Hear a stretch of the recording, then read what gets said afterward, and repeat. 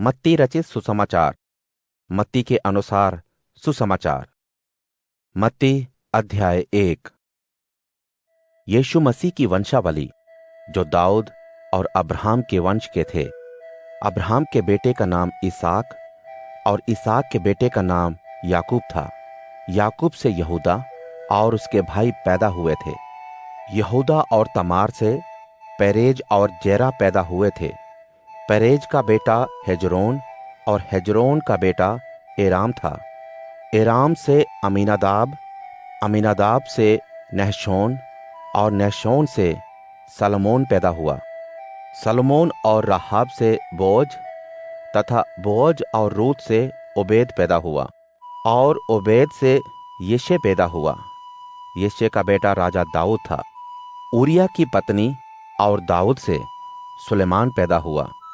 सुलेमान का बेटा रहोबियाम था। रहोबियाम का बेटा अबिया और अबिया का आसा। आसा से यहोशापात, यहोशापात से योराम और योराम से उजिया पैदा हुआ। उजिया से योताम, योताम से आहाज और आहाज से हिजकिया पैदा हुआ। हिजकिया से मनश्शे, मनश्शे से आमोन और आमोन से योशिया पैदा हुआ। यहूदी लोग बेबीलोन ले जाए जा रहे थे। तभी योशिया से यकुन्या और उसके भाई पैदा हुए थे। बेबीलोन ले जाए जाने के बाद यकुन्या ने शालतियेल और शालतियेल ने जरुब्बाबेल को जन्म दिया। जरुब्बाबेल ने अबीऊद और अबीऊद ने एलियाकीम और एलियाकीम ने अजोर को जन्म दिया। अजोर से सदोक और सदोक से अखीम और अखीम से एलीहूद पैदा हुआ। एलीहूद से एलियाजर, एलियाजर से मतान और मतान से याकूब पैदा हुआ। याकूब से यूसुफ, जो उस मरियम का पति था जिससे यीशु मसीह का जन्म हुआ। अब्राहम से दाऊद 14 पीढ़ियां, दाऊद से बेबीलोन की गुलामी तक जाने में 14 पीढ़ियां और बेबीलोन की गुलामी से मसीह तक 14 पीढ़ियां हुईं। यीशु मसीह का जन्म इस तरह हुआ। यूसुफ के साथ मरियम की सगाई के बाद, इसके पहले कि उनका कोई शारीरिक संबंध हो, पवित्र आत्मा के द्वारा वह गर्भवती हो गई। एक धर्मी व्यक्ति होने की वजह से यूसुफ ने, जो मरियम की बेइज्जती नहीं देख सकता था, चुपचाप से अपनी सगाई की शपथ को तोड़ना चाहा।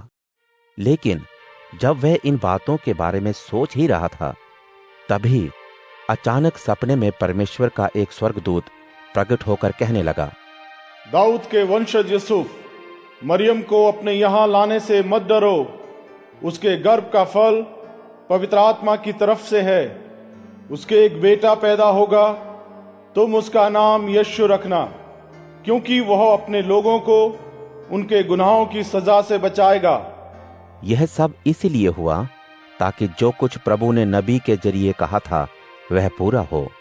वह यह कि देखो, एक कुंवारी गर्भवती होगी और उसके एक बेटा होगा। उसका नाम इम्मानुएल, जिसका मतलब है परमेश्वर हमारे साथ, रखा जाएगा। नींद से जाग उठने के बाद उसने वही किया जिसे करने के लिए परमेश्वर के स्वर्गदूत ने आज्ञा दी थी।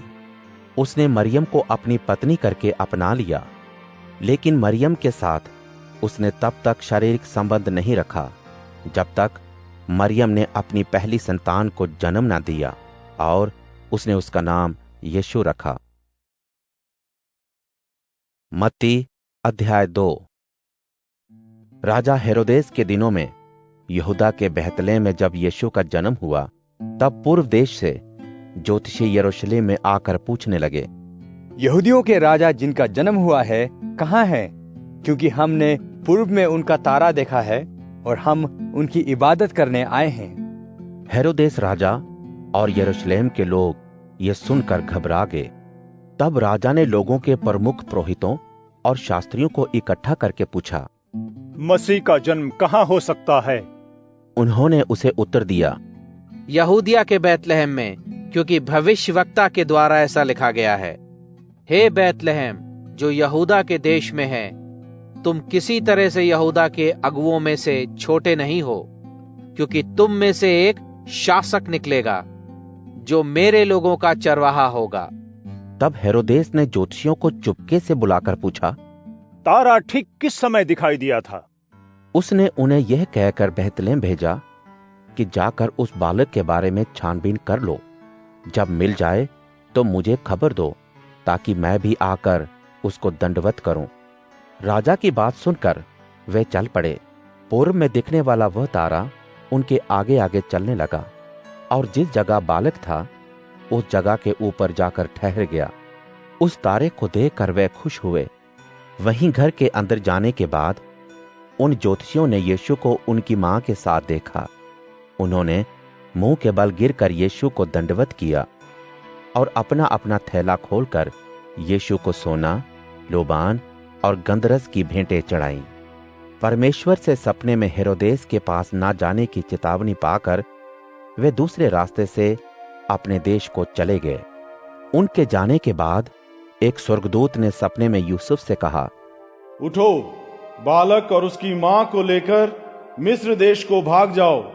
जब तक मैं तुमसे ना कहूं तब तक वहीं रहना, क्योंकि हेरोदेस इस बालक की जान लेना चाहता है। यूसुफ रात ही को उठकर बालक और उसकी मां को लेकर अंधेरे ही में मिस्र की तरफ चल पड़ा। वह हेरोदेस के मरने तक वहीं रहा, ताकि वह बात जो परमेश्वर ने भविष्यवक्ता के द्वारा कही थी कि मैंने अपने बेटे को मिस्र से बुलाया, पूरी हो। जब हेरोदेस ने यह देखा कि ज्योतिषियों ने उसके साथ धोखा किया है, तब वह गुस्से से भर गया और लोगों को भेजकर ज्योतिषियों द्वारा सही बताए गए समय के मुताबिक बेतलेहम और उसके आसपास के इलाकों में रहने वाले सब 2 साल या उससे छोटी उम्र के लड़कों को मरवा डाला, ताकि जो बात यिर्मयाह नबी के द्वारा कही गई थी वह पूरी हो। रामा में एक करुण नाद सुनाई दिया, रोना और बड़ा विलाप। राहेल अपने बालकों के लिए रो रही थी और चुप नहीं होना चाहती थी, क्योंकि वह अब जीवित नहीं थे। हेरोदेस के मरने के बाद प्रभु के दूत ने मिस्र में यूसुफ को सपने में दिखाई देकर कहा, उठो, बालक और उसकी मां को लेकर इस्राएल देश में चले जाओ, क्योंकि जो बालक की जान के प्यासे थे वे मर गए हैं। वह उठा और बालक और उसकी मां को लेकर इस्राएल देश में आया। लेकिन यह सुनकर कि अरखिलाउस अपने पिता हेरोदेस की जगह यहूदिया पर शासन कर रहा है, वहां जाने से डरा। फिर सपने में चेतावनी पाकर गलील प्रदेश में चला गया और नासरत नाम के नगर में जा बसा, ताकि वह बात पूरी हो जो भविष्यवक्ताओं के द्वारा कही गई थी कि वो नासरी कहलाएगा। मत्ती अध्याय 3। उन दिनों में यूहन्ना बपतिस्मा देने वाला आकर यहूदिया के जंगल में यह संदेश देने लगा, मन बदलो, क्योंकि स्वर्ग का राज्य नजदीक है। यह वही है जिसके बारे में यशायाह नबी के द्वारा भविष्यवाणी की गई थी। वह यह कि जंगल में एक पुकारने वाले की आवाज सुनाई दी कि प्रभु परमेश्वर के आगमन के लिए अपने आप को तैयार करो। यूहन्ना ऊंट के बालों से बने कपड़े पहनता था, वह टिड्डियां और शहद खाता था। यरूशलेम, सारे यहूदिया और यरदन के आसपास के लोग यूहन्ना के पास आने लगे। अपने अपने पापों को मान लेने के बाद यूहन्ना ने उन्हें यरदन नदी में बपतिस्मा दिया। जब उसने बहुत सारे फरीसियों और सदूकियों को बपतिस्मा के लिए अपने पास आते देखा, तो उसने उनसे कहा, हे सांप के बच्चों, तुम्हें किसने बताया कि भविष्य के न्याय से बचो? इसलिए तुम्हारे मन के बदलाव का फल तुम्हारे जीवन में दिखाई दे। इस गलत फहमी में मत रहो कि अब्राहम तुम्हारा पिता है, क्योंकि मैं तुमसे कहता हूँ कि इन पत्थरों से परमेश्वर अब्राहम के लिए बच्चे पैदा कर सकते हैं। अब कुल्हाड़ी पेड़ों की जड़ पर रखी हुई है, इसलिए जो पेड़ अच्छा फल नहीं लाता काटा और आग में डाला जाता है। मैं तो तुम्हें पानी से बपतिस्मा देता हूँ जो मन बदलाव को दिखाता है, लेकिन जो मेरे बाद आने वाले हैं वे मुझसे ज्यादा ताकतवर हैं। मैं उनकी जूती उठाने के लायक भी नहीं हूँ। वे तुम्हें पवित्र आत्मा और आग से बपतिस्मा देंगे। उनका सूप उनके हाथ में है वे अपना खलिहान अच्छी तरह से साफ करेंगे। वह अपने गेहूं को खत्ते में इकट्ठा करेंगे, लेकिन भूसे को उस आग में जलाएंगे जो कभी नहीं बुझेगी। उस समय यीशु गलील से यरदन के किनारे पर यूहन्ना के पास बपतिस्मा लेने आए, लेकिन यूहन्ना ने उन्हें मना करते हुए कहा, मुझे आपके हाथ से बपतिस्मा लेने की जरूरत है, और आप मेरे हाथ से बपतिस्मा लेना चाहते हैं? यीशु ने जवाब में कहा, अभी ऐसा ही होने दो, क्योंकि हमें इसी तरह से करना जरूरी है। तब यूहन्ना ने उनकी बात मान ली। यीशु बपतिस्मा लेकर जैसे ही पानी में से ऊपर आए, उनके लिए आसमान खुल गया। यीशु ने परमेश्वर के आत्मा को फाख्ते की तरह उतरते और अपने ऊपर आते देखा। साथ ही आसमान से आवाज आई, ये मेरा प्यारा बेटा है, जिससे मैं बहुत खुश हूं। मत्ती अध्याय 4। बपतिस्मे के बाद पवित्र आत्मा यीशु को जंगल में ले गया ताकि शैतान से उनकी परख की जाए। 40 दिन और 40 रात कुछ नहीं खाने के बाद उन्हें जोरदार भूख लगी। तब परखने वाले ने पास आकर उनसे कहा, यदि आप परमेश्वर के बेटे हैं तो इन पत्थरों से कहें कि रोटी में बदल जाएं। यीशु ने जवाब में कहा, लिखा है कि इंसान सिर्फ खाने से नहीं, लेकिन परमेश्वर के मुंह से निकलने वाले हर शब्द से जिंदा रहेगा। तब शैतान ने उन्हें पवित्र नगर यरूशलेम में मंदिर की चोटी पर ले जाकर कहा, अगर आप परमेश्वर के बेटे हैं तो अपने आप को नीचे गिरा दीजिए, क्योंकि आपके बारे में ऐसा लिखा है कि परमेश्वर अपने स्वर्गदूतों को आज्ञा देंगे ताकि आपके पैरों में पत्थर से चोट न लगे। यीशु ने जवाब दिया कि ये भी लिखा है कि तुम अपने प्रभु परमेश्वर को मत परखो। फिर शैतान ने यीशु को एक बहुत ऊंचे पहाड़ पर ले जाकर सारी दुनिया के राज्य और उनकी शान दिखाई और यह भी कहा, अगर आप गिरकर मुझे दंडवत करें तो मैं ये सब कुछ आपको दे दूंगा। तब यीशु ने उससे कहा, भाग यहां से शैतान, क्योंकि लिखा है कि तुम अपने प्रभु परमेश्वर को दंडवत करो और उन्हीं की सेवा और उपासना करो। तब शैतान भाग गया और स्वर्गदूत आकर यीशु की सेवा में लग गए। जब यीशु ने सुना कि यूहन्ना को कैद कर लिया गया है, तो वह खुद गलील को चले गए। वहां से वे नासरत गए और फिर कफरनहूम में, जो झील के किनारे जबूलून और नप्ताली क्षेत्र में है, रहने लगे, ताकि यशाया भविष्यवक्ता के द्वारा कही गई बात पूरी हो। जबूलून और नप्ताली के देश, झील के रास्ते से यरदन के पार गैर यहूदियों का गलील। जो लोग अंधेरे में बैठे थे उन्होंने बड़ी रोशनी देखी है। जो मौत के देश और साए में बैठे थे उन पर रोशनी चमकी। उस समय से यीशु ने सिखाना और यह कहना शुरू किया कि मन बदलो, क्योंकि स्वर्ग का राज्य नजदीक ही है। गलील की झील के किनारे से गुजरते समय उन्होंने शिमोन और अंद्रयास नामक 2 मछुआरे भाइयों को झील में जाल फेंकते देखा। उनसे यीशु ने कहा, आकर मुझसे सीखो कि किस तरह से मनुष्य के मनों को परमेश्वर के लिए जीतकर उन्हें अनंत जीवन दिलाया जा सकता है। वह तुरंत अपने जालों को छोड़कर यीशु के साथ हो लिए। वहां से जैसे ही यीशु आगे बढ़े, 2 और भाइयों याकूब और उसके भाई यूहन्ना अर्थात जब्दी के बेटों और जब्दी को जाल सुधारते हुए देखा, और उन्होंने दोनों बेटों को बुलाया। वह भी तुरंत अपनी नाव और अपने पिता दोनों को छोड़कर यीशु के संग चल पड़े। यीशु सारे गलील से गुजरते समय उनके आराधनालयों में सिखाते और परमेश्वर के राज्य की खुशखबरी देते और हर तरह की बीमारी और कमजोरी को ठीक करते गए। पूरे सीरिया में वे मशहूर हो गए। लोग बीमारों, भूत प्रेत पीड़ितों, मिर्गी और लकवे पीड़ितों को यीशु के पास लाए। यीशु ने उन सभी को अच्छा कर दिया और गलील, दिकापोलिस यरूशलेम, यहूदिया और यरदन नदी के पास से भीड़ की भीड़ उनके पीछे चल पड़ी। मत्ती अध्याय 5। यीशु भीड़ को देखते ही पहाड़ पर चढ़कर बैठ गए और शिष्य उनके नजदीक आ गए। तब यीशु ये सिखाने लगे, आशीषित वे लोग हैं जो स्वभाव से सीधे साधे हैं, क्योंकि स्वर्ग का राज्य उन्हीं का है। आशीषित वे हैं जो दुख मनाते हैं, क्योंकि वे शांति पाएंगे। आशीषित वे हैं जो नम्र हैं, क्योंकि वे पृथ्वी के अधिकारी होंगे। आशीषित वे हैं जो खराई के भूखे और प्यासे हैं, क्योंकि उन्हें भरपूर किया जाएगा। आशीषित वे हैं जो दयालु हैं, क्योंकि उन पर दया की जाएगी।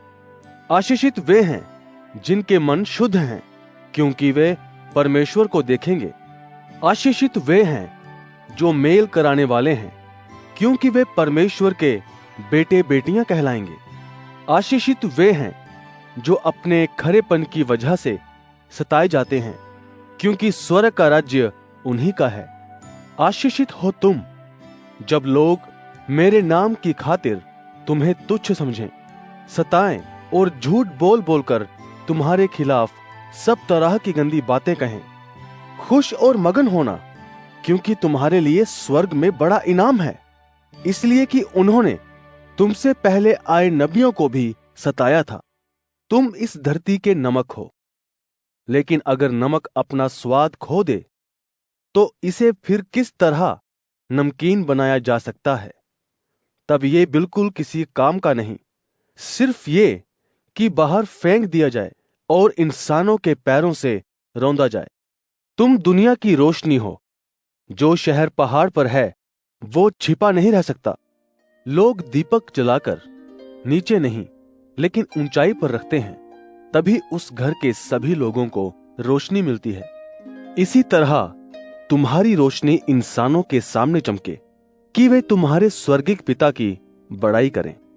ये ना समझो कि मैं नियम शास्त्र और भविष्यवक्ताओं की किताबों को रद्द करने आया हूं। रद्द करने नहीं, लेकिन पूरा करने आया हूं। मैं तुमसे सच सच कहता हूं कि जब तक आसमान और पृथ्वी खत्म ना हो जाएं, तब तक परमेश्वर की व्यवस्था की छोटी से छोटी बात भी बिना पूरे हुए नहीं रहेगी, एक मात्र या एक बिंदु भी नहीं। इसलिए जो कोई इन छोटी सी छोटी आज्ञाओं में से किसी एक को ना माने और वैसा ही लोगों को सिखाए, वो स्वर्ग के राज्य में सबसे छोटा कहलाएगा। लेकिन जो उनको मानने के साथ सिखाएगा भी, वही स्वर्ग के राज्य में बड़ा कहलाएगा। क्योंकि मैं तुमसे कहता हूं कि अगर तुम्हारा खरापन शास्त्रियों और फरीसियों के खरेपन से बढ़कर नहीं है, तो तुम्हें परमेश्वर के राज्य में दाखिला ना मिलेगा। तुम सुन चुके हो कि पुराने समय के लोगों से कहा गया था कि हत्या ना करना। जो कोई हत्या करेगा वो अदालत में सजा के लायक होगा। लेकिन मैं तुमसे ये कहता हूं कि जो कोई अपने भाई से क्रोधित रहेगा, वो स्वर्ग की अदालत में सजा के लायक होगा। जो कोई अपने भाई को नालायक कहे, वो स्वर्ग की अदालत में सजा के लायक होगा। जो किसी को बेवकूफ कहे, वो नरक की आग के खतरे में होगा। अपनी भेंट वेदी पर ले आने के बाद अचानक तुम्हें ये याद आए कि तुम्हारे भाई के मन में तुम्हारे विषय में कुछ नाराजगी है, तो अपनी भेंट को वहीं वेदी के सामने छोड़कर जाओ और अपने भाई से पहले सुलह कर लो। उसके बाद आकर साफ दिल से अपनी भेंट वेदी पर चढ़ाना। जब तक तुम अपने मुद्दई के साथ रास्ते में हो, झटपट उससे सुलह कर लो। कहीं ऐसा ना हो कि मुद्दई तुम्हें मजिस्ट्रेट को सौंपे और मजिस्ट्रेट तुम्हें सिपाही को सौंप दे और तुम जेल में डाल दिए जाओ। मैं तुमसे सच कहता हूं कि जब तक तुम पूरी कीमत चुका ना दो, तब तक वहां से छूट ना पाओगे। तुम सुन चुके हो कि कहा गया था कि व्यभिचार मत करना।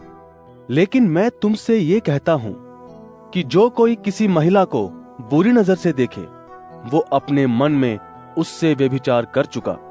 अगर तुम्हारी दाहिनी आंख बुराई में गिरने की वजह बने तो उसे निकालकर अपने पास से फेंक दो, क्योंकि तुम्हारी भलाई इसी में है कि तुम्हारे अंगों में से एक बर्बाद हो जाए और तुम्हारी पूरी देह नरक में ना डाली जाए।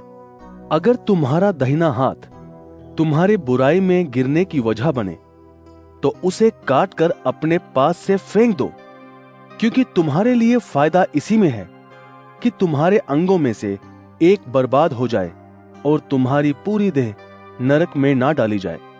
ये भी कहा गया था कि जो कोई अपनी पत्नी को छोड़े तो तलाकनामा भी दे। लेकिन मैं तुमसे ये कहता हूं कि जो अपनी पत्नी को व्यभिचार के अलावा किसी और कारण से छोड़ दे तो वो उससे व्यभिचार करवाता है। जो कोई उस त्यागी हुई से शादी करे वो व्यभिचार करता है। तुमने सुना था कि पुराने समय के लोगों से कहा गया था कि वे झूठी कसम ना खाएं, लेकिन प्रभु के लिए अपनी कसम को पूरा करें। लेकिन मैं तुमसे ये कहता हूं कि कभी कसम ना लेना, ना स्वर्ग की, क्योंकि वो परमेश्वर का सिंहासन है, ना धरती की, क्योंकि धरती परमेश्वर के पांवों का पीढ़ा है, यरूशलेम की भी नहीं, क्योंकि वो महाराजा का शहर है। अपने सिर की कसम भी ना खाना, क्योंकि तुम एक बाल को भी ना सफेद कर सकते हो ना काला। लेकिन तुम्हारी बात हां की हां या ना की नहीं हो। जो कुछ इससे अधिक होता है वो शैतान की तरफ से है। तुम्हें ये बताया गया था कि आंख के बदले आंख और दांत के बदले दांत। लेकिन मैं तुमसे ये कहता हूं कि बुरे इंसान से झगड़ा मोल ना लेना। लेकिन अगर कोई तुम्हारे दाहिने गाल पर चांटा मारे तो अपने बाएं गाल को भी उसकी तरफ कर देना। अगर कोई जोर जबरदस्ती से तुम्हारा कुर्ता हड़पना चाहे तो अपनी शाल तक दिए जाने के लिए तैयार रहना।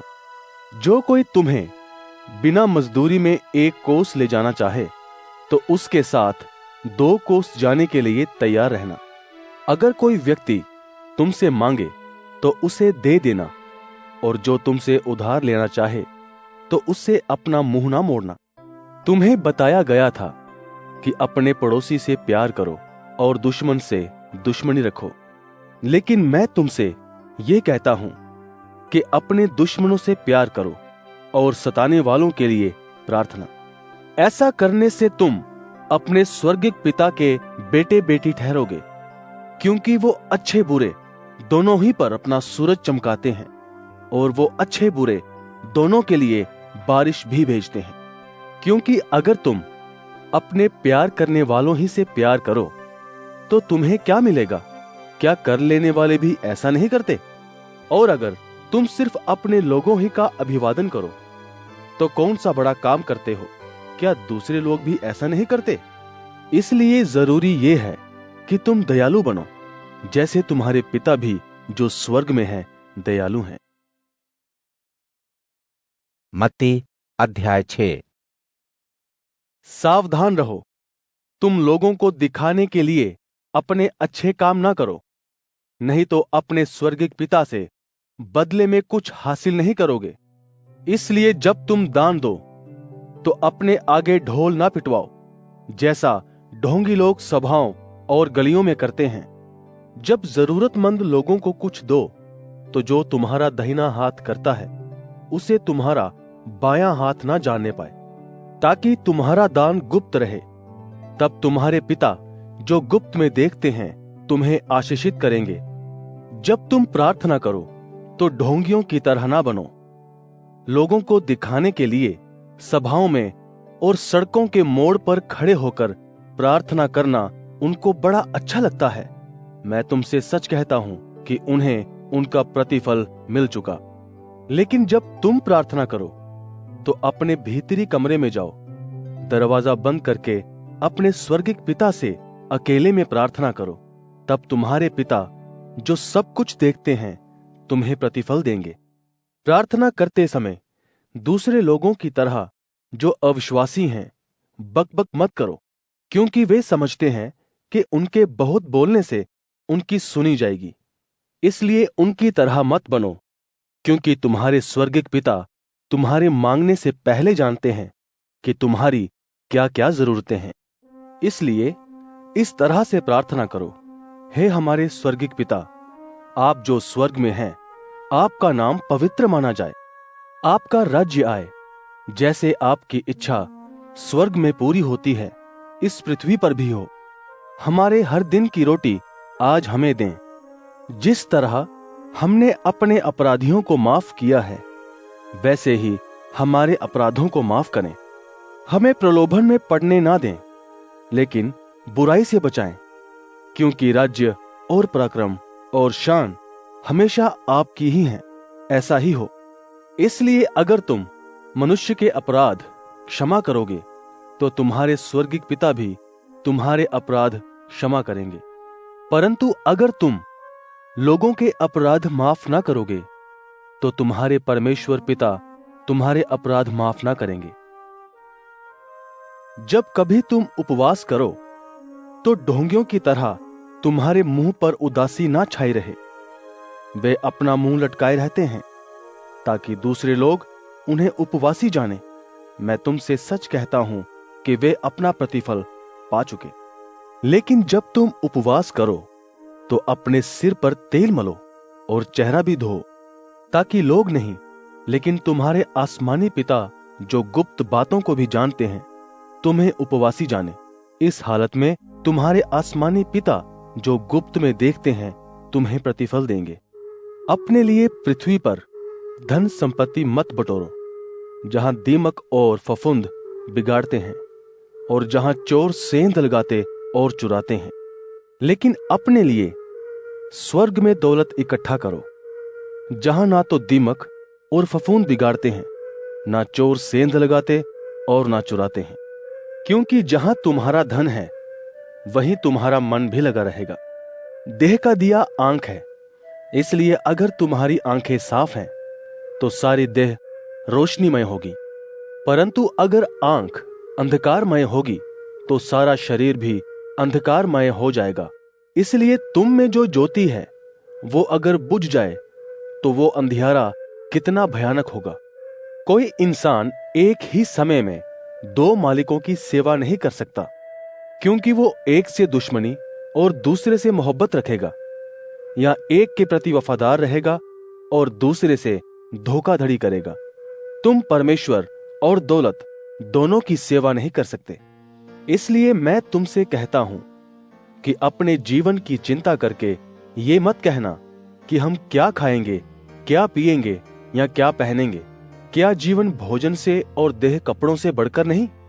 आसमान के पक्षियों को देखो, वे ना बोते ना काटते हैं, ना गोदाम में रखते हैं, तो भी तुम्हारे स्वर्गिक पिता उनको खिलाते हैं। क्या तुम्हारी कीमत उनसे कहीं ज्यादा नहीं है? तुम में कौन है जो चिंता करके अपनी उम्र में 1 सेकंड बढ़ा सकता है? कपड़ों के लिए फिक्र क्यों करते हो? जंगली फूलों पर ध्यान लगाओ कि वे कैसे बढ़ते हैं। वे ना तो मेहनत करते हैं ना काटते हैं। फिर भी मैं तुमसे कहता हूं कि सुलेमान भी अपनी सारी शान में उनमें से किसी की तरह कपड़े पहने हुए ना था।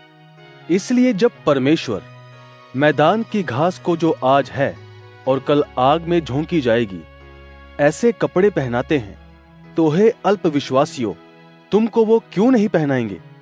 इसलिए तुम चिंता करके ये ना कहना कि हम क्या खाएंगे या क्या पिएंगे या क्या पहनेंगे, क्योंकि अन्य जाति इन्हीं सब बातों को पाने की होड़ में लगे रहते हैं। तुम्हारे स्वर्गिक पिता जानते हैं कि तुम्हें इन चीजों की जरूरत है। इसलिए पहले तुम परमेश्वर के राज्य और सही जीवन शैली को चाहो, तो ये सब चीजें भी तुम्हें अपने आप मिल जाएंगी। आने वाले समय की फिक्र मत करो, क्योंकि भविष्य अपनी फिक्र खुद कर लेगा।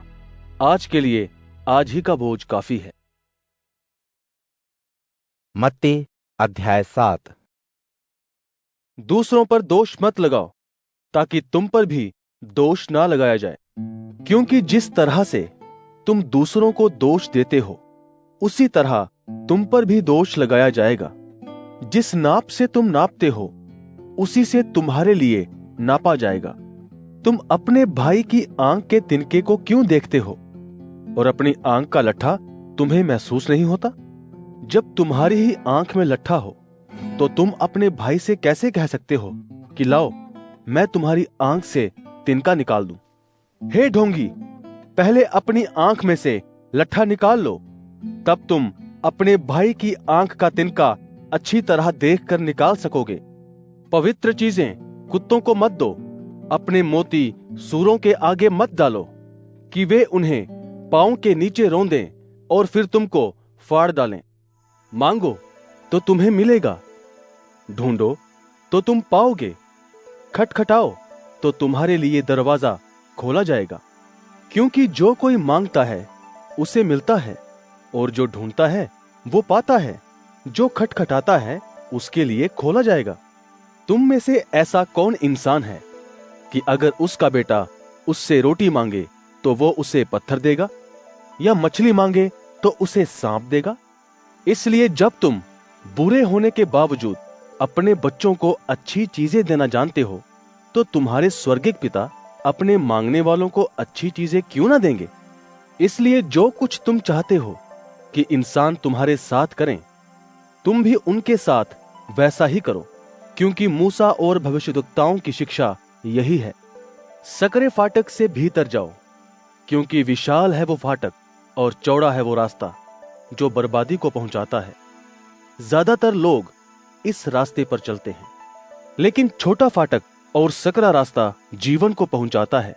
इस रास्ते पर चलने वाले बहुत थोड़े हैं। झूठे भविष्यद्वक्ताओं से सचेत रहो, जो हैं तो फाड़ खाने वाले भेड़िए, लेकिन भेड़ों के भेष में तुम्हारे पास आते हैं। इन लोगों के फलों से तुम उन्हें पहचान लोगे। क्या झाड़ियों से अंगूर या ऊंट कटारों से अंजीर तोड़ते हैं? इसी तरह हर एक अच्छा पेड़ अच्छा फल पैदा करता है और खराब पेड़ खराब फल पैदा करता है। अच्छा पेड़ खराब फल नहीं ला सकता, ना ही खराब पेड़ अच्छा फल ला सकता है। हर एक पेड़ जो अच्छा फल नहीं लाता काटा और आग में फेंका और जला दिया जाता है।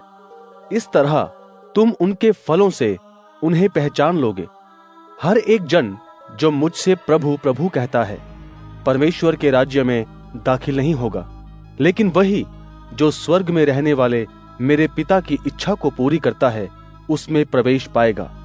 उस दिन बहुत से लोग मुझसे कहेंगे, प्रभु प्रभु, क्या हमने आपके नाम से पवित्र आत्मा से प्रेरणा पाकर संदेश नहीं दिया, दुष्ट आत्मा को नहीं खदेड़ा और बहुत से चमत्कार के काम नहीं किए? मेरा तुमसे कभी परिचय हुआ ही नहीं था, मेरे सामने से दूर हो जाओ। इसलिए जो कोई मेरी ये बातें सुनकर वैसा ही करता है जैसा मैंने सिखाया है, वो उस बुद्धिमान इंसान की तरह ठहरेगा जिसने अपना घर चट्टान पर बनाया। पानी बरसा, बाढ़ आई, हवाओं के थपेड़े पड़े, उसके बावजूद वो घर नहीं गिरा, क्योंकि वो चट्टान पर बनाया गया था। हर एक जन जो मेरी बातों को सुनकर उसके अनुसार चलता नहीं, एक ऐसे बेवकूफ इंसान की तरह है जिसने अपना घर बालू पर बनाया। पानी बरसा, बाढ़ आई और तेज हवाओं के थपेड़े उस घर पर पड़े और वो घर धराशायी हो गया। जब यीशु ये सब बातें कह चुके तो लोग सुनकर बहुत आश्चर्य से भर गए, क्योंकि वह उन लोगों को बड़े अधिकार से सिखाया करते थे, ना कि उनके शिक्षकों की तरह। मत्ती अध्याय 8। जब यीशु उस पहाड़ से उतरे तो एक बड़ी भीड़ उनके साथ चल पड़ी। एक कुष्ठ रोगी ने पास आकर यीशु को प्रणाम करते हुए कहा, हे प्रभु, अगर आप चाहें तो मुझे ठीक कर सकते हैं। यीशु ने हाथ बढ़ाकर उसे छूते हुए कहा, मैं चाहता हूं कि तुम ठीक हो जाओ। उस व्यक्ति का कुष्ठ रोग तुरंत ठीक हो गया। यीशु ने उससे कहा, देखो, बगैर किसी को बताए पहले पुरोहित के पास जाकर अपने आप को दिखाओ, उस चढ़ावे को भी चढ़ाओ, ताकि उनके लिए गवाही हो। जब वे कफरनहूम में आए तो एक सूबेदार ने उनके पास आकर विनती की, प्रभु जी, मेरा नौकर मेरे घर में लकवे की बीमारी से पीड़ित है। यीशु ने उससे कहा, आकर मैं उसे अच्छा कर दूंगा। सूबेदार ने जवाब दिया, हे प्रभु, मैं इस लायक नहीं कि आप मेरी छत के नीचे आएं। आप सिर्फ मुंह से कह दीजिए तो मेरा नौकर ठीक हो जाएगा। मैं भी तो अधिकारी के अधीन हूँ और सिपाही मेरे अधीन हैं। जब मैं किसी से कहता हूँ उधर जाओ तो वो जाता है, जब किसी से कहता हूँ इधर आओ तो वो आता है, जब अपने नौकर से कहता हूँ ये करो तो वो वैसा करता है। यह सुनकर यीशु ने अचंभा करते हुए अपने साथ चलने वाले लोगों से कहा, मैं तुमसे सच सच कहता हूं कि मैंने इस्राएलियों में भी ऐसा बड़ा विश्वास नहीं देखा। और मैं तुमसे कहता हूं, पूर्व और पश्चिम से बहुत से लोग आकर अब्राहम, इसहाक और याकूब के साथ स्वर्ग के राज्य में बैठेंगे, लेकिन राज्य की संतान बाहर अंधेरे में डाल दी जाएगी, जहां रोना और दांतों का पीसना होगा। तब यीशु ने सूबेदार से कहा, जाओ, जैसा तुम्हारा भरोसा है वैसा ही तुम्हारे लिए हो। और उसका नौकर उसी वक्त ठीक हो गया। यीशु ने पतरस के घर में आकर उसकी सास को बुखार में पड़े देखा। यीशु ने उसका हाथ छुआ और उसका बुखार उतर गया और वह उठकर उसकी सेवा करने लगी। जब शाम हुई तब वह उसके पास बहुत से ऐसे लोगों को ले आए जिनमें भूत प्रेत थे। यीशु ने उन भूत प्रेतों को मात्र अपने शब्द से निकाल दिया और सब बीमारों को ठीक किया, ताकि जो बात यशाया भविष्यवक्ता के द्वारा कहलवाई गई थी वह पूरी हो कि यीशु ने खुद ही अपने ऊपर हमारी कमजोरियों को ले लिया और हमारी बीमारियों को उठा लिया। यीशु ने अपने चारों तरफ एक बड़ी भीड़ को देखकर उन्हें यह हुक्म दिया कि वे झील के उस पार चले जाएं। तभी एक धार्मिक गुरु ने आकर यीशु से कहा, गुरुजी, आप जहां कहीं जाएंगे मैं भी आपके साथ रहूंगा। यीशु ने उससे कहा, लोमड़ियां तो बिलों में रहती हैं, चिड़िया घोंसले में, लेकिन परमेश्वर के बेटे के पास सिर रखने तक की जगह नहीं है। यीशु के किसी शिष्य ने उनसे कहा, प्रभु, मेरे पिताजी का देहांत होने के बाद मैं आपके साथ हो लूंगा। यीशु ने उनसे कहा, मेरे साथ आ जाओ, और जो लोग आत्मिक रीति से मरे हुए हैं उन्हीं के लिए ये काम छोड़ दो। जब वे नाव पर चढ़े तो उनके शिष्य भी उनके साथ नाव पर सवार हो गए। कुछ ही समय के बाद जब यीशु सो रहे थे, एक ऐसा बड़ा तूफान आ गया कि नाव लहरों से डोलने लगी। तब उन्होंने उसके पास आकर उन्हें जगाते हुए कहा, यीशु जी, हमें बचाइए, नहीं तो हम सब मर जाएंगे। यीशु ने उनसे कहा, हे कम विश्वास वालों, तुम डर क्यों रहे हो? तब यीशु ने उठकर आंधी और पानी को जैसे ही डांटा, सब कुछ शांत हो गया। शिष्य अचंभा करके कहने लगे कि यह कैसा इंसान है कि आंधी और पानी भी उसका हुक्म मानते हैं। जब यीशु उस पार गदरेनियों के देश में पहुंचे तो दो व्यक्ति जिनमें दुष्ट आत्माएं थीं कब्रों से निकलते हुए उन्हें मिले। वे इतने भयंकर थे कि उस रास्ते से कोई भी नहीं गुजर सकता था। उन्होंने चिल्लाकर कहा, हे परमेश्वर के बेटे, हमें आपसे क्या लेना देना? क्या समय पूरा होने से पहले ही आप हमें दुख देने आए हैं? कुछ ही दूरी पर वहां एक सूरों का झुंड चर रहा था, इसलिए दुष्ट आत्माओं ने यह याचना की कि अगर वह उनको निकालते भी हैं तो उन्हें वहां चरते हुए सूरों में भेज दें। यीशु ने जवाब में कहा, निकल जाओ। उन दोनों आदमियों में से निकलते ही दुष्ट आत्माएं उन सूरों में चली गईं। सूरों की देखरेख करने वाले भागकर शहर में आ गए। वहां उन्होंने लोगों को पूरी घटना बताई, यह भी कि दुष्ट आत्माओं से बंधे आदमियों के साथ क्या हुआ। यह सुनकर पूरा शहर यीशु से मिलने के लिए उमड़ पड़ा। यीशु को देखते ही उन्होंने उससे कहा कि हमारे यहां से कहीं और चले जाएं। मत्ती अध्याय 9। फिर यीशु एक नाव पर बैठकर झील के उस पार अपने गांव जा पहुंचे। तभी लोग चारपाई पर लकवे से पीड़ित एक व्यक्ति को उनके पास लाए। यीशु ने उनके विश्वास को देखकर अपंग व्यक्ति से कहा, बेटा, हिम्मत रखो, तुम्हारे गुनाहों की माफी तुम्हें मिल चुकी है। उनमें से कुछ विद्वानों ने आपस में कहा, ये इंसान तो परमेश्वर की निंदा कर रहा है। उनके विचारों को जानकर यीशु ने कहा, तुम अपने मन में बुरा क्यों सोच रहे हो? क्या कहना आसान है, ये कि तुम्हारे सारे पाप माफ हुए, या उठो और चलने लगो?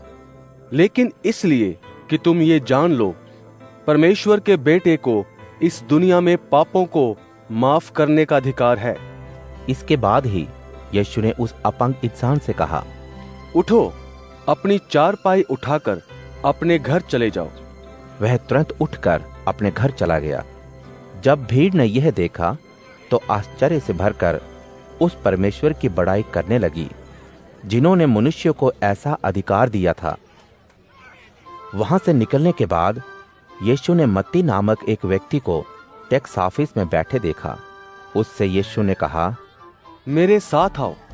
वह तभी उठा और यीशु के साथ हो लिया। अब जब यीशु घर में खाना खाने बैठे हुए थे, बहुत से टैक्स लेने वाले और दुष्ट लोग यीशु और उनके शिष्यों के साथ आकर बैठे।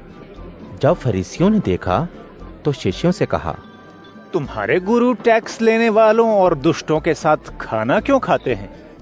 जब यीशु ने यह सुना तो उनसे कहा, जो स्वस्थ हैं उन्हें डॉक्टर की जरूरत नहीं पड़ती है, लेकिन उन्हें जो बीमार होते हैं उसकी आवश्यकता होती है। जाओ और इसका मतलब सीखने की कोशिश करो। मैं तरस चाहता हूँ, कुर्बानी नहीं, क्योंकि मैं धार्मिक लोगों को नेवता देने नहीं आया हूँ, लेकिन इसलिए कि पापियों का बदलाव हो। तब यूहन्ना के शिष्य यीशु के पास आकर कहने लगे, ऐसा क्यों है कि हम और फरीसी अक्सर उपवास करते हैं, लेकिन आपके शिष्य ऐसा नहीं करते? तब यीशु ने उत्तर में कहा, क्या दूल्हे के रहते दूल्हे के दोस्त विलाप कर सकते हैं? लेकिन वे दिन आने वाले हैं जब दूल्हा उनसे दूर किया जाएगा और वे उपवास करेंगे। कोई भी व्यक्ति पुराने कपड़े में नए कपड़े का पैबंद नहीं लगाता, क्योंकि ऐसा करने से पैबंद पुराने कपड़े को खींच लेगा और वो और ज्यादा फट जाएगा। लोग तुरंत निकाला हुआ अंगूर का रस पुरानी चमड़े की थैलियों में नहीं भरते हैं। ऐसा करने से वे थैलियां फट जाती हैं और अंगूर का रस बह जाता है और थैलियां बर्बाद हो जाती हैं। लेकिन नया अंगूर का रस नई थैलियों में भरते हैं और वो दोनों बची रहती हैं। जबकि यीशु ये बातें कह ही रहे थे कि देखो, एक प्रधान ने आकर उन्हें प्रणाम करते हुए कहा, मेरी बेटी अभी मरी है, लेकिन चलकर अपना हाथ उस पर रखें तो वे जिंदा हो जाएगी। यीशु उठकर अपने शिष्यों को संग लेकर उसके साथ चल पड़े। इसी बीच एक महिला ने, जिसे 12 साल से खून बहने की बीमारी थी, पीछे से आकर उनके पहरावे के छोर को छू लिया।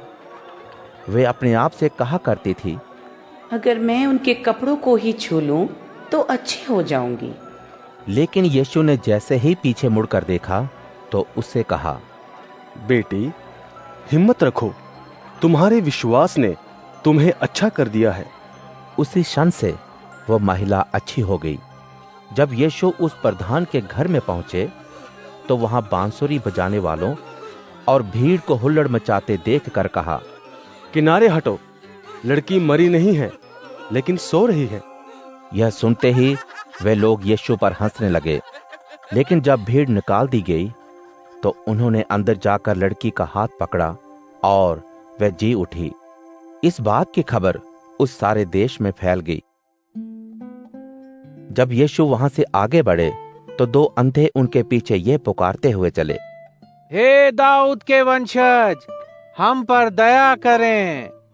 जब वे घर में पहुंचे तो वे अंधे उनके पास आए और यीशु उनसे बोले, क्या तुम्हें ये विश्वास है कि मैं ये कर सकता हूँ?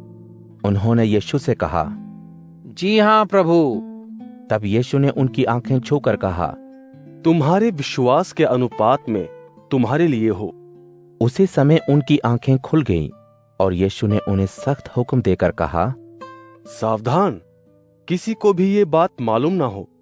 लेकिन उन्होंने निकलकर सारे देश में यीशु के नाम को फैला दिया।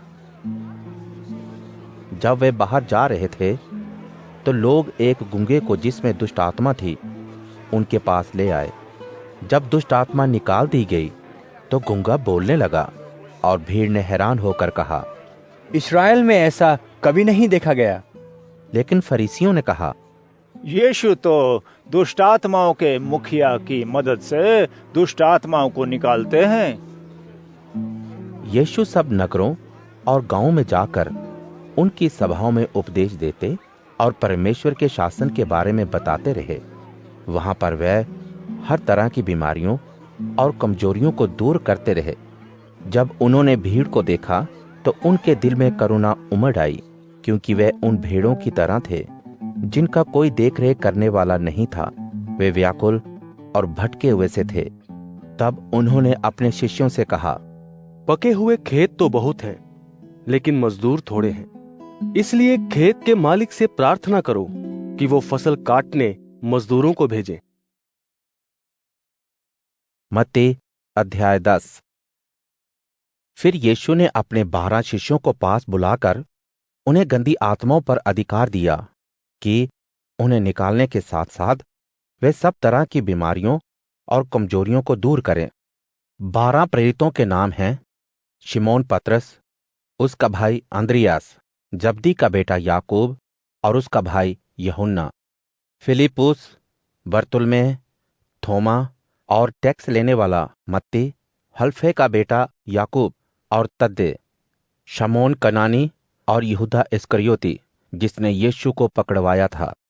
इन 12 को यीशु ने यह हुक्म दिया था कि गैर यहूदियों की तरफ न जाना और सामरियों के किसी इलाके में दाखिल ना हो, लेकिन इस्राएल की खोई हुई भेड़ों के पास जाना।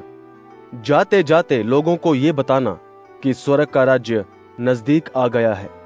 बीमारों को ठीक करो, मरे हुओं को जिलाओ, कुष्ठ रोगियों को अच्छा करो, दुष्ट आत्माओं को निकालो। तुमने मुफ्त में पाया है, मुफ्त में दो भी। अपने झोले में सोना, ना रुपा, ना तांबा रखना। यात्रा के लिए ना झोली रखो, ना 2 जोड़ी कमीज, ना जूते और ना ही लाठी, क्योंकि मेहनत करने वाले की जरूरत पूरी होनी चाहिए। जिस किसी गांव में जाओ तो मालूम करो कि वहां कौन तुम्हें ग्रहण करता है। जब तक तुम गांव ना छोड़ो, इसी व्यक्ति के यहां रहना। उसके घर में दाखिल होते ही उसको आशीष देना। यदि उस घर के लोग लायक होंगे तो तुम्हारा आशीर्वाद उन तक पहुंचेगा, लेकिन अगर वे लायक ना हो तो तुम्हारा आशीर्वाद तुम्हारे पास लौट आएगा। जो कोई तुम्हें अपनाएगा नहीं और तुम्हारी बात नहीं मानेगा, उस घर या उस शहर से निकलते हुए अपने पांव की धूल झाड़ डालो। मैं तुमसे सच कहता हूं कि इंसाफ के दिन सदोम और अमोरा की हालत उस शहर से ज्यादा सहने के लायक होगी।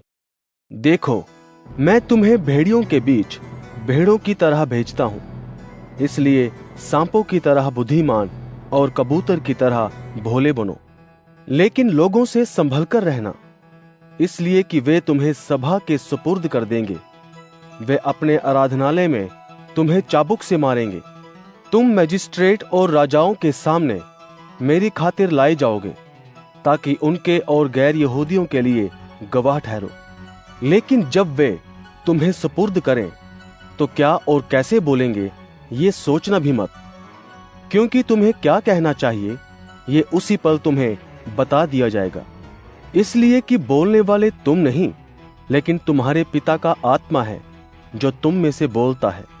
और भाई अपने भाई को और पिता अपने बच्चों को मारे जाने के लिए सौंपेंगे। बच्चे अपने पिता के खिलाफ बलवा करेंगे और उनकी मौत का कारण बनेंगे। मेरे नाम की खातिर सब लोग तुमसे नफरत करेंगे, लेकिन जो आखिर तक टिका रहेगा उसी को मुक्ति मिलेगी। जब वे तुम्हें एक शहर में सताएं तो दूसरे शहर को भाग जाना, क्योंकि मैं तुमसे सच कहता हूं कि इसके पहले कि तुम इस्राएल के सभी शहरों में जा पाओ, मनुष्य का पुत्र आ जाएगा। शिष्य अपने गुरु से बढ़कर नहीं है, ना ही नौकर अपने मालिक से। शिष्य के लिए इतना ही काफी है कि वो अपने गुरु की तरह हो और नौकर अपने मालिक की तरह। अगर उन्होंने घर के मालिक को बालजबूल कहा है, तो जो उनके परिवार के हैं उन्हें और बहुत कुछ क्यों नहीं कहेंगे। इसलिए उनसे मत डरना, क्योंकि कुछ भी ढका नहीं है जो रोशनी में नहीं आएगा, या किया गया है जो जाना नहीं जाएगा। मैं जो कुछ अंधेरे में तुमसे कहूं उसे रोशनी में बताना, जो कुछ तुम कानों में सुनो उसे घर के ऊपर से चिल्लाना। उनसे मत डरना जो देह को बर्बाद कर सकते हैं, लेकिन वे आत्मा को नुकसान नहीं पहुंचा सकते। सिर्फ उनसे डरना जो देह और आत्मा दोनों ही को नरक में डाल सकते हैं, अर्थात परमेश्वर। क्या एक सिक्के में 2 गराया नहीं बिकती हैं? फिर भी तुम्हारे पिता के बिना जाने उनमें से एक भी जमीन पर नहीं गिरती है। इसी तरह से तुम्हारे सर के बाल तक गिने हुए हैं। इसलिए डरना नहीं, गरायों से बढ़कर तुम्हारी कीमत है। जो कोई मनुष्यों के सामने मुझे मान लेगा, उसे मैं भी अपने स्वर्गिक पिता के सामने मान लूंगा। इसलिए जो कोई लोगों के सामने मेरा इनकार करता है, मैं भी अपने स्वर्गिक पिता के सामने उसका इनकार करूंगा। ऐसा मत समझो कि इस दुनिया में मेरे आने से रिश्तेदारों में आपसी संबंध सदैव अच्छे होंगे। नहीं, लेकिन मेरी वजह से लोगों में आपस में फूट पड़ जाएगी।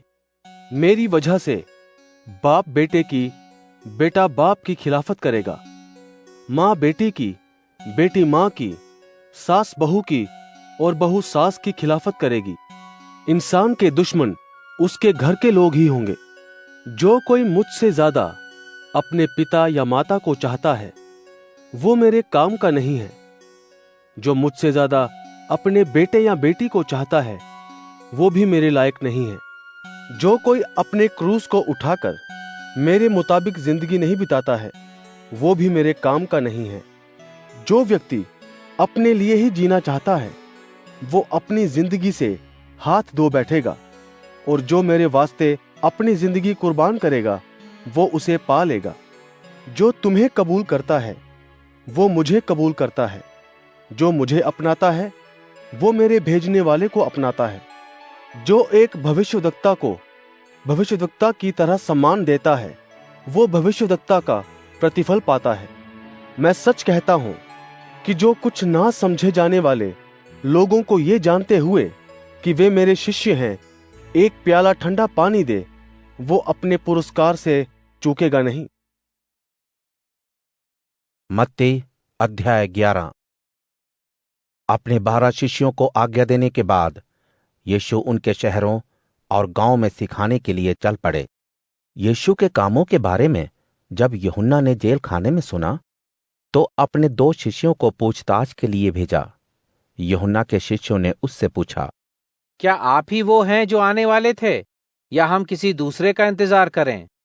यीशु ने जवाब में कहा, जो कुछ तुमने सुना और देखा है, जाकर बता दो। अंधे देखते हैं, लंगड़े चलते हैं, कोढ़ी शुद्ध किए जाते हैं, बहरे सुनते हैं, मुर्दे जिलाए जाते हैं, और गरीबों को खुशी की खबर सुनाई जाती है।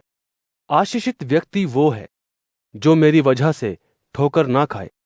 यूहन्ना के शिष्य जाने ही वाले थे कि यीशु भीड़ को यूहन्ना के बारे में बताने लगे। तुम जंगल में क्या देखने गए थे? हवा से हिलाए जाने वाले सरकंडे को? लेकिन तुम देखने क्या गए थे? बहुत बढ़िया कपड़े पहने हुए इंसान को? देखो, जो लोग बहुत बढ़िया कपड़े पहनते हैं, वे राजमहल में रहते हैं। लेकिन तुम देखने क्या गए थे? एक नबी को? हां, मैं तो कहूंगा कि एक नबी से ऊंचे इंसान को, क्योंकि इसी इंसान के बारे में लिखा है, देखो, मैं अपने दूत को तुम्हारे पास भेजता हूं, वो तुम्हारे सामने तुम्हारे लिए रास्ता तैयार करेगा। मैं सच कहता हूं, इस संसार में जन्म लेने वालों में यूहन्ना बपतिस्मा देने वाले से बढ़कर आज तक कोई नहीं हुआ है। लेकिन जो कोई स्वर्ग के राज्य में सबसे कम है, वो उससे कहीं ज्यादा है। यूहन्ना बपतिस्मा देने वाले के दिनों से आज तक स्वर्ग के राज्य पर जोर होता रहा है, और बलवान उसे जोर लगाकर ले लेते हैं। यूहन्ना तक के सभी नबियों और नियम शास्त्र ने इन बातों के बारे में पहले ही से कह दिया था। अगर तुम इसे मानो तो यही एलिया है जो आने वाला था। जो सुनना चाहे वो सुने। लेकिन इस पीढ़ी की तुलना मैं किससे करूं? ये लोग उन बच्चों की तरह हैं जो बाजारों में बैठकर अपने साथियों को पुकारते रहते हैं। वे कहते हैं, हमने तुम्हारे लिए बांसुरी बजाई लेकिन तुम नहीं नाचे, हमने तुम्हारे लिए विलाप किया लेकिन तुम ना रोए। यूहन्ना ना खाता आया ना पीता, लेकिन उस पर आरोप ये लगाया गया कि उसमें दुष्ट आत्मा है।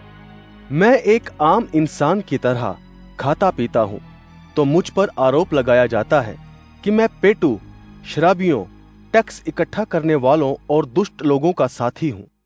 तब यीशु उन शहरों की उल्लाहना करने लगे, क्योंकि उन्होंने वहां कई चमत्कार किए थे, और फिर भी उन लोगों ने अपने मन नहीं बदले थे।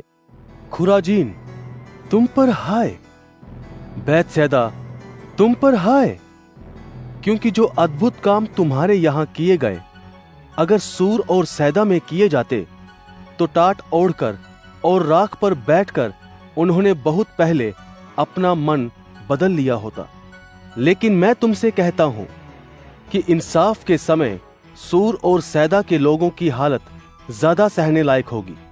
और तुम कफरनहूम के लोग, जो घमंड की ऊंचाइयों पर हो, नरक की नीचाई तक लाए जाओगे।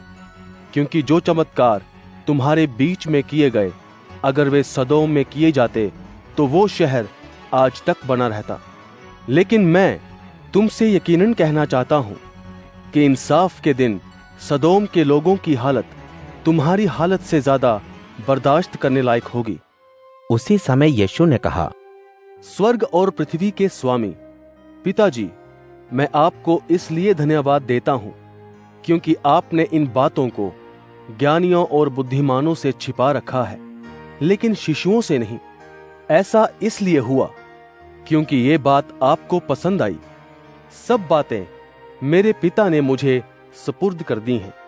पिता के अलावा बेटे को कोई नहीं जानता, बेटे को छोड़कर पिता को भी कोई नहीं जानता, और वे लोग ही जानते हैं जिन पर बेटा जाहिर करता है। तुम सभी जो मेहनत करते और भारी बोझ से दबे हो, मेरे पास आओ, मैं तुम्हें सुकून दूंगा। मेरा जुआ तुम अपने ऊपर ले लो और मुझसे सीखो, क्योंकि मैं मन में नम्र और दीन हूं। तब तुम अपने मन में सुकून पाओगे, क्योंकि मेरा जुआ फायदेमंद और बोझ हल्का है। मत्ती अध्याय 12। एक दिन यीशु सबत के दिन अनाज के खेतों में से होकर जा रहे थे। भूख लगने की वजह से यीशु के शिष्य बालों को तोड़ तोड़ कर दानों को खाने लगे। लेकिन फरीसियों ने देखकर कहा, देखिए यीशु, आपके शिष्य वही कर रहे हैं जो सब्त के दिन करना सही नहीं है। लेकिन यीशु ने जवाब में कहा, क्या तुमने ये पढ़ा नहीं है कि जब दाऊद और उसके साथी भूखे थे, तब उन्होंने क्या किया था? परमेश्वर के घर में जाकर उसने और उसके साथियों ने वो रोटी खाई जिसे सिर्फ याजक लोगों को खाने की आजादी थी। या क्या तुमने नियम शास्त्र में ये नहीं पढ़ा कि अगर सबत के दिन प्रार्थना भवन में याजक सबत को तोड़े तो भी निर्दोष ठहरते हैं? लेकिन मैं तुम्हें ये कहता हूं कि यहाँ जो तुम्हारे सामने खड़ा है वो प्रार्थना भवन से भी बड़ा है। लेकिन अगर तुमने इन शब्दों मैं कुर्बानी नहीं दया चाहता हूं का मतलब समझ लिया होता, तो तुमने बेगुनाह को दोषी ना ठहराया होता, क्योंकि मैं सबत के भी ऊपर हूं। वहां से जाने के बाद वह आराधनालय में पहुंचे। वहां पर एक आदमी था जिसका हाथ सूख चुका था। उन्होंने यीशु पर दोष लगाने के लिए पूछा, क्या सबत के दिन में किसी को स्वस्थ कर देना जायज है? यीशु ने उत्तर दिया, मान लो तुम में से किसी के पास एक भेड़ है और सबत के दिन किसी गड्ढे में गिर जाती है, क्या उसे तुम बाहर नहीं निकालोगे? मनुष्य की कीमत भेड़ से कितनी बढ़कर है। इसलिए ये जायज है कि सबत के दिन भलाई की जाए। तब यीशु ने उस व्यक्ति से कहा, अपने हाथ को आगे बढ़ाओ। उसने वैसा ही किया और उसका सूखा हाथ दूसरे हाथ की तरह अच्छा हो गया।